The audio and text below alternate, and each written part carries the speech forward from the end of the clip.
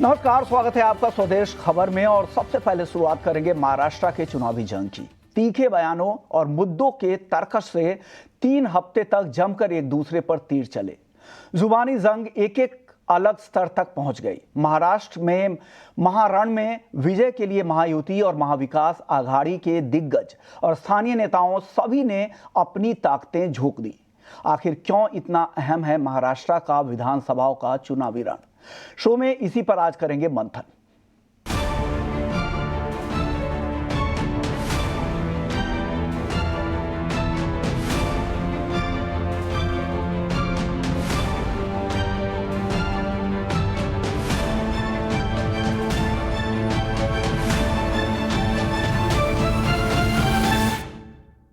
तो महाराष्ट्र विधानसभा चुनाव प्रचार का शोर आज थम गया। करीब 3 हफ्ते तक चले प्रचार में महायुति और आघाड़ी के नेताओं ने एक दूसरे पर जमकर हमले किए। आरोपों प्रत्यारोपों का लंबा दौर चला। दोनों तरफ से वादों के पिटारे भी खोले गए। हमारे साथ मुंबई से जुड़ गए हैं हमारे सहयोगी अतुल सिंह। अतुल, प्रचार का शोर तो थम चुका है और अब फैसला वोटर्स के हाथ में है। अतुल से जानते हैं उनकी पूरी रिपोर्ट, ये देख लेते हैं। महाराष्ट्र में चुनाव प्रचार का जो शोर था वो थम गया। करीबन 15 दिन से ज्यादा का समय नेताओं को मिला जब उन्होंने जमकर पसीना बहाते हुए चुनाव प्रचार किया, चाहे बात पक्ष की हो या विपक्ष की हो। सबसे ज्यादा इस चुनाव प्रचार में 2 नारों की सबसे ज्यादा चर्चा हुई, जिसमें मुख्यमंत्री योगी आदित्यनाथ का बटेंगे तो कटेंगे और वहीं प्रधानमंत्री का एक है तो सेफ है। ये 2 ऐसे नारे थे जिनकी सबसे ज्यादा चर्चा हुई। लेकिन आखिरी दिन मल्लिकार्जुन खड़गे कांग्रेस अध्यक्ष की तरफ से एक बयान सबसे ज्यादा विवादों में रहा, जिसमें उन्होंने बीजेपी की तुलना जहरीले सांप से कर दी और ये तक कह दिया कि इन्हें मार देना चाहिए क्योंकि इनका काम है बीजेपी नेताओं का और पार्टी का देश में जहर फैलाना। वहीं दूसरी तरफ राहुल गांधी ने भी आखिरी दिन अपनी ताकत झोंकते हुए प्रेस कॉन्फ्रेंस के दौरान एक है तो सेफ है प्रधानमंत्री के नारे का तुलना एक तिजोरी से की, जिसमें उन्होंने सीधे तौर पर प्रधानमंत्री और अडानी के रिश्ते को कहीं ना कहीं निशाना बनाया। तो कुल मिला के देखा जाए तो पूरा जो शोर शराबा था, सभी पक्षों की तरफ से अपने अपने दावे थे। प्रचार पूरी तरीके से जोर शोर से किया गया। कई बड़े नेताओं का महाराष्ट्र में आना हुआ। लेकिन अब 20 तारीख को वोट पड़ने वाला है। जनता किसके साथ जाएगी ये देखने वाली बात होगी और 23 तारीख को किसकी ऊंट किस करवट बैठती है, किसे सत्ता का भोग मिलता है और किसे वनवास, ये 23 तारीख को परिणाम आने के बाद पता चलेगा। तो महाराष्ट्र के चुनाव का मूड आपने बता दिया, लेकिन अब चलिए अपने मेहमानों को भी चर्चा में शामिल कर लेते हैं। हमारे साथ 2 खास मेहमान हमारे साथ जुड़ गए हैं। समीर आत्म मिश्रा हैं, सीनियर जर्नलिस्ट हैं, और साथ ही हमारे साथ अनुज अग्रवाल हैं, पॉलिटिकल एनालिस्ट हैं। आप दोनों मेहमानों का बहुत बहुत शुक्रिया। सबसे पहले अनुज जी, क्या लग रहा है, महाराष्ट्र के चुनावी मूड कैसा दिख रहा है आपको? किस तरफ आपको लग रहा है कि ज्यादा वोटर्स का रुझान होगा? अब तक क्या सेंस कर रहे हैं पूरे अभी तक के जो माहौल को देखते हुए? कि मुझे लगता है कि अगर लोकसभा चुनावों का प्रदर्शन देखा जाए तो उसके हिसाब से तो महाविकास आघाड़ी को आगे होना चाहिए।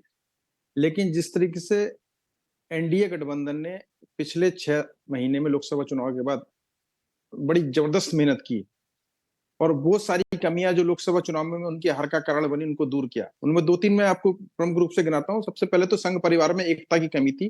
कहीं ना कहीं आरएसएस की लॉबी ने मोदी सरकार का अंदर से विरोध किया था, जिसकी वजह से वोटों का डिवीजन हुआ था और संघ जिस तरीके से बीजेपी की हेल्प करता है वो उसने लोकसभा चुनाव में नहीं करी थी।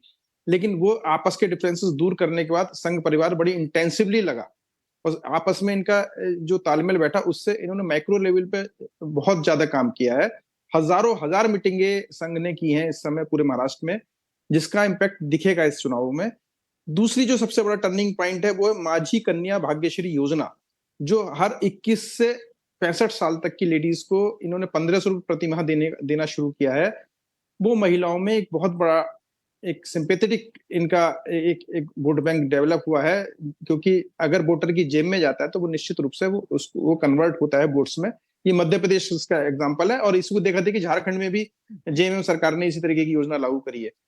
तो ये 2 जो प्लस पॉइंट है। और तीसरी जो सबसे बड़ी प्रॉब्लम आई है महाविकास आघाड़ी के साथ, उन्होंने जिस तरह से सीट बंटवारे में आपस में उनका तालमेल बिगड़ा, एक दूसरे के खिलाफ बड़े कटुतापूर्ण इन्होंने बयानबाजी करी, और कई सीटों पर आज भी फ्रेंडली फाइट या आमने सामने की टक्कर है, तो उससे इनके वोट बंटवारे हो रहे हैं। और एक सबसे अच्छा उदाहरण जो एनडीए गठबंधन ने पेश किया है, वो शिंदे भी और फडणवीस दोनों ने कहा हम सीएम के लिए हम दावेदार नहीं है। तो ये दिखाता कि महत्वाकांक्षा नहीं है पार्टी में, पार्टी के लिए सेवा बड़ी चीज है, विकास बड़ी चीज है, और महाराष्ट्र का सम्मान बड़ी चीज है, और हम महत्वाकांक्षी नेता नहीं है, इस तरीके का एक जो परसेप्शन दिया। और दूसरी तरफ ठाकरे साहब जो हैं वो हर जगह पर अपनी दावा ठोकते हुए नजर आए, जिसकी वजह से कांग्रेस और शिवसेना ठाकरे गुट में एक तनातनी भी दिखी। तो ये एक ओवरऑल जो मुझे परसेप्शन लगता है कि कम से कम साइकोलॉजिकल बार जो लोकसभा में बीजेपी जिस तरह से पीछे उठी थी, वो कवर अप करके अभी महाविकास आघाड़ी कम से कम थोड़ी सी पीछे रह गई है, और एनडीए गठबंधन थोड़ा सा आगे दिख रहा है। मिलाकर आपको लग रहा है कि यहाँ पर रिकवरी की उम्मीद है महायुति गठबंधन की तरफ से, और एक कांटे की टक्कर की संभावना बन रही है। चलिए अब बात करते हैं कि महाराष्ट्र का चुनाव कितना क्रिटिकल है नेशनल पॉलिटिक्स के हिसाब से। अगर देखें, उस नजरिए से देखें तो महाराष्ट्र कितना अहम है।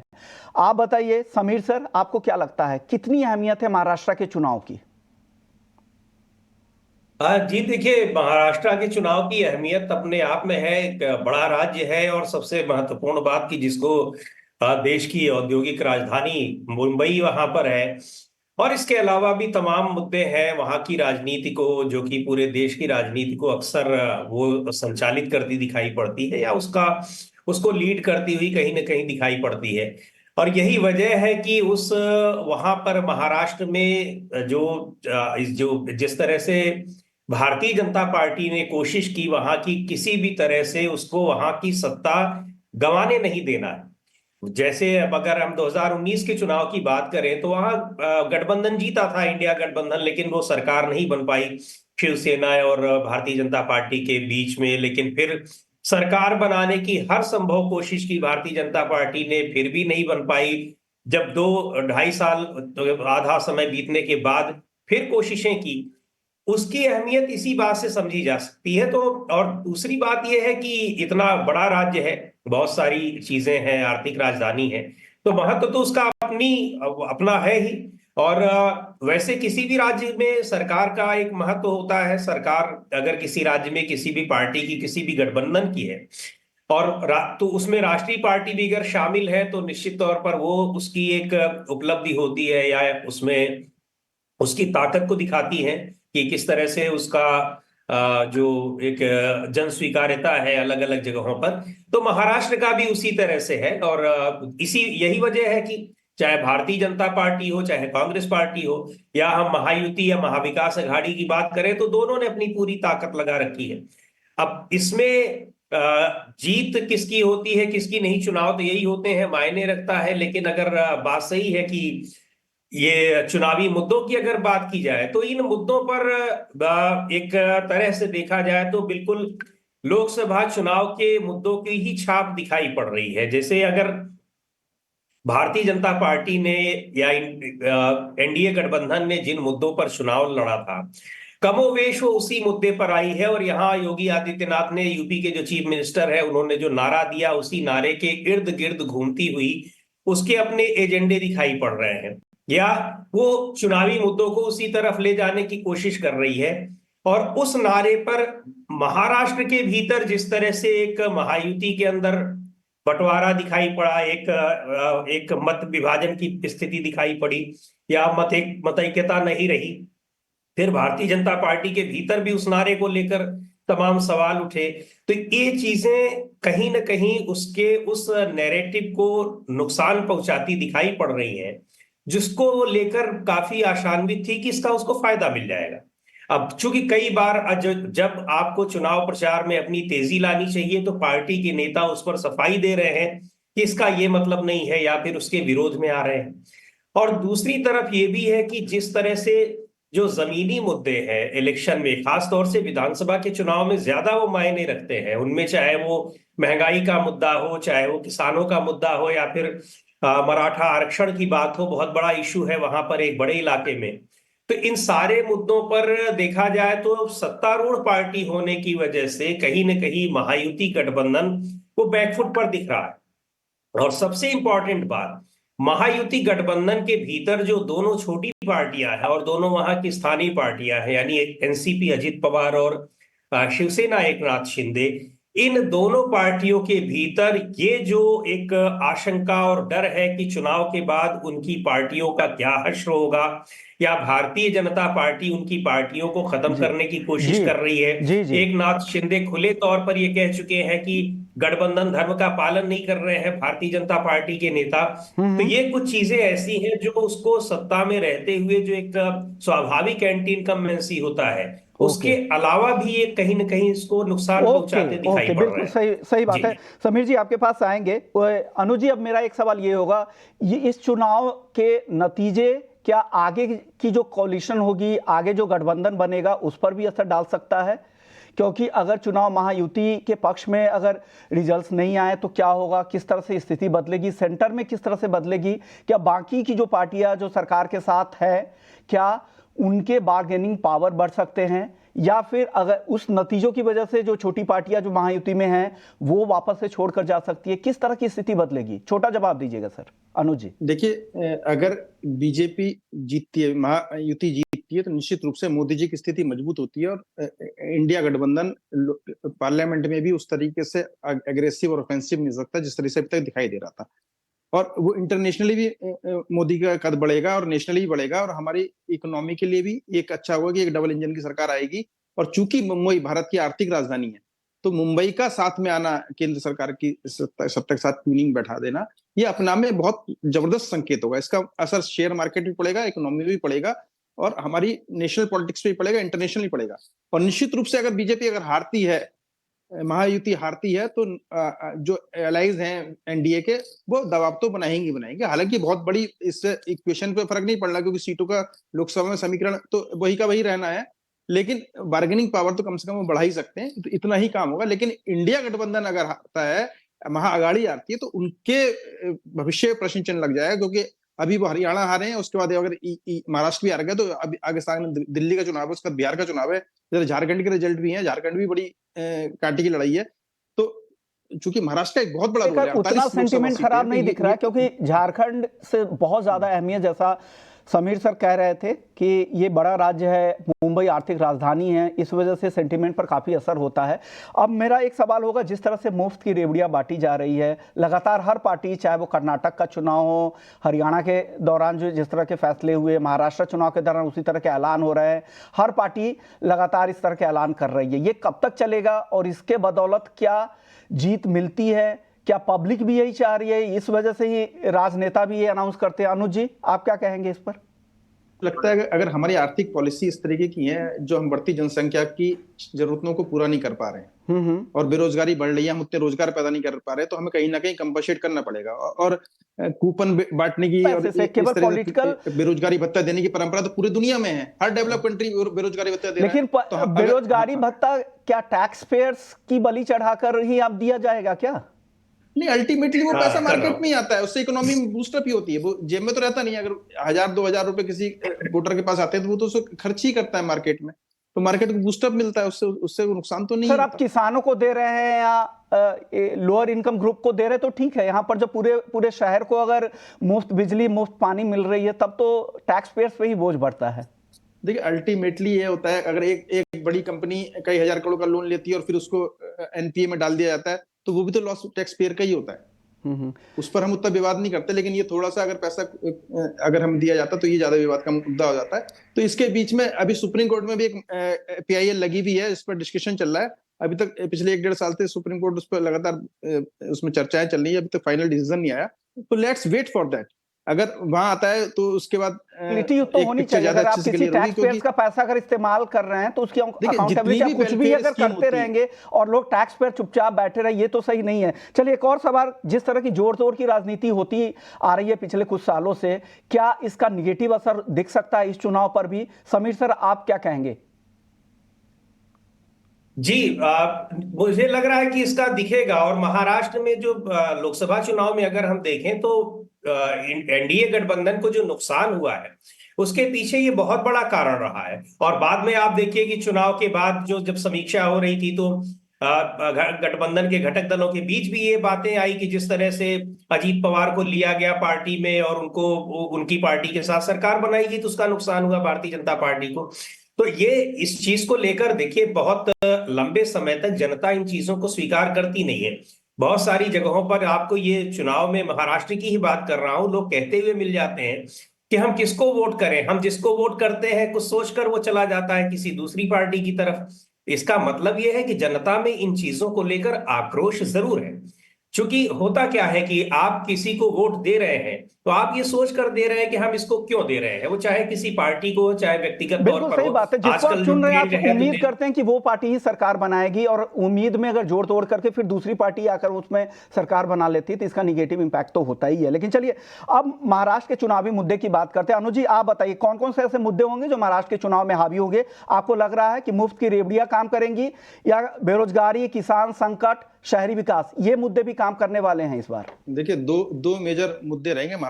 मराठा आरक्षण तो एक मुद्दा है ही, वो बिल्कुल अभी हमारे साथी ने भी कहा है कि रीजनल लेवल पर असर डालेगा।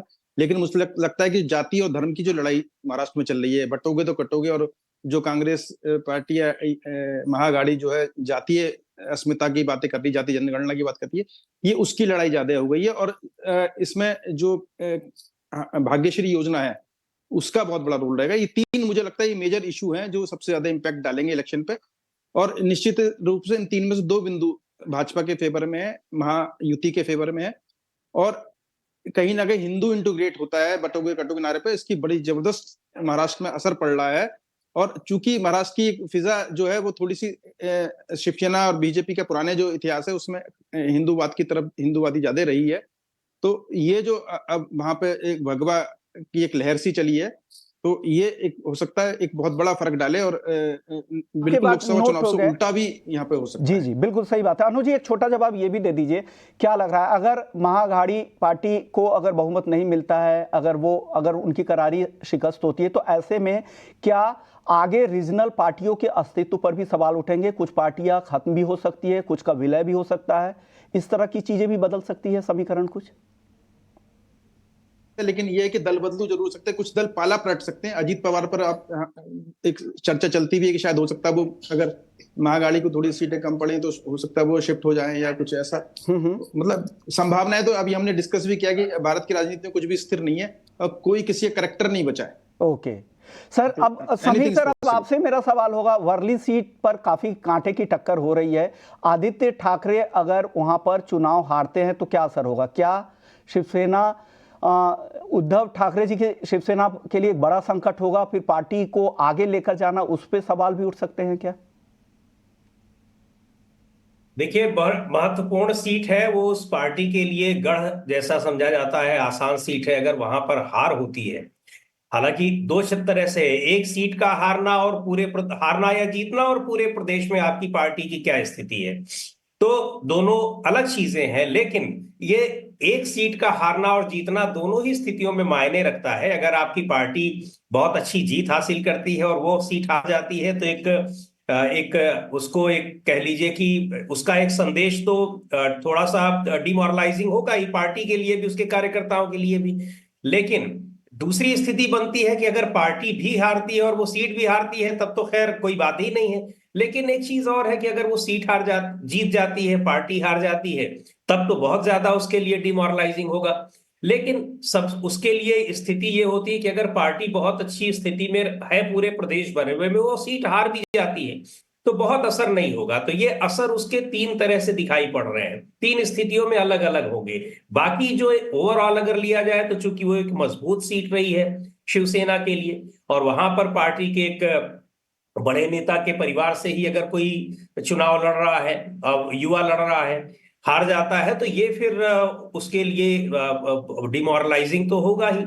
पर यह ऐसा भी नहीं कहा जा सकता कि उस एक सीट के हारने से कोई बहुत बड़ा राजनीतिक परिवर्तन हो जाएगा। परिवर्तन तो ओवरऑल जो पूरे प्रदेश में शिवसेना उद्धव पार्टी के ठाकरे उत्तराधिकारी है, अगर कोई परिवार से अगर चुनाव लड़ रहा है उस पार्टी का, और पहले से जिस तरह के सेटबैक थे, इस वजह से मैंने ये सवाल पूछा। चलिए अब कुछ और बात कर लेते हैं आपसे। हालांकि आपने कुछ पार्शियली अपने कुछ शेयर किया भी था समीर जी। अब आपसे मेरा सवाल होगा, ये चुनाव विकास बनाम धर्म या जाति आरक्षण ये है, कैसे देखते हैं आप इस चुनाव को? देखिए, मुझे लग रहा है कि किसी एक मुद्दे पे अभी जैसे ये चर्चा कर रहे थे, अतुल जी ने कहा, तो कोई एक किसी एक चीज पर तो लड़ा नहीं जा रहा है। यहाँ सारे फैक्टर्स अपनी अपनी जगह पर है जिनका जिक्र किया आपने, चाहे वो विकास हो, आरक्षण की बात हो, महंगाई और जो स्थानीय मुद्दे हैं उनकी बात हो। दूसरे एक मुद्दा मुझे जो वहां पर दिखाई पड़ रहा है, क्योंकि विधानसभा चुनाव में ये मुद्दे सारे के सारे स्थानीय मुद्दे ज्यादा हावी होते हैं और महाराष्ट्र में भी दिखाई पड़ रहे हैं। इनके बीच में एक बड़ा महत्वपूर्ण मुद्दा उभर कर सामने आया है, जो महाराष्ट्र बनाम गुजरात की लड़ाई है। ये जो महाविकास अघाड़ी के नेताओं ने और खासतौर पर उद्धव ठाकरे ने आरोप लगाए हैं और कांग्रेस पार्टी ने भी, कि तमाम योजनाओं को, महाराष्ट्र की योजनाएं जो वहां पर अमल में लाई जानी थी उनको गुजरात भेजा गया है, जिसमें हजारों लोगों को नौकरियां मिलनी थी, रोजगार मिलना था। ये मुद्दा भी अपने आप में एक बड़ा मुद्दा है, हम जो कि पूरे मतलब पैन स्टेट को, पूरे राज्य को प्रभावित करने वाला है। तो बाकी मुद्दे अपनी जगह हैं और उसमें ये एक बहुत बड़ा मुद्दा है। बाकी निश्चित तौर पर अगर ये जो धर्म और राजनीति की बात हो, धर्म की बात हो रही है, उसके आधार पर सांप्रदायिक ध्रुवीकरण की बात हो रही है, उसका फायदा ना मिलना होता तो इतना जोर शोर से उसको क्यों बीजेपी के नेता तमाम उठाते रहते और महाविकास अघाड़ी के नेता उसकी आलोचना करते रहते या उसको काटते रहते। तो सारे ही मुद्दे अपनी जगह हैं, जिनमें एक नया मुद्दा जो महाराष्ट्र के लिए खास तौर पर मायने रखता है, वो महाराष्ट्र वर्सेस गुजरात की जो बात हो रही है उसकी चर्चा मैं जरूर करना चाहूंगा। ओके समीर जी, एक और सवाल होगा, जिस तरह से सिग्निफिकेंटली जिस तरह की डिमांड हो रही थी मराठा रिजर्वेशन को लेकर, क्या इस और नैरेटिव बनाने की भी कोशिश हो रही थी, क्या उसका असर इस चुनाव पर होगा क्या, और कितना असर होगा? निश्चित तौर पर उसका असर होगा। अब कितना असर होगा ये तो नहीं कहा जा सकता है, लेकिन मुझे लग रहा है कि लोकसभा चुनाव से लेकर अब तक की स्थितियों में बहुत उसमें परिवर्तन आया नहीं।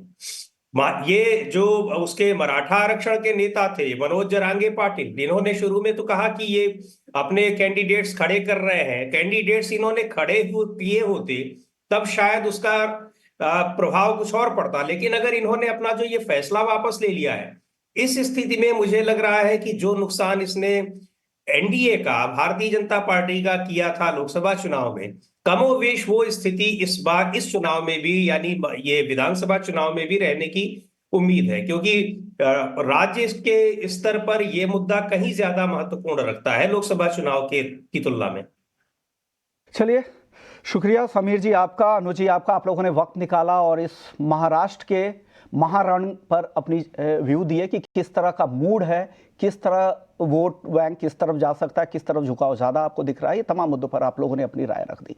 चलिए, इस खास पेशकश को ही समेटते हैं, लेकिन बाकी खबरों के लिए आप बने रहिए हमारे साथ। नमस्कार।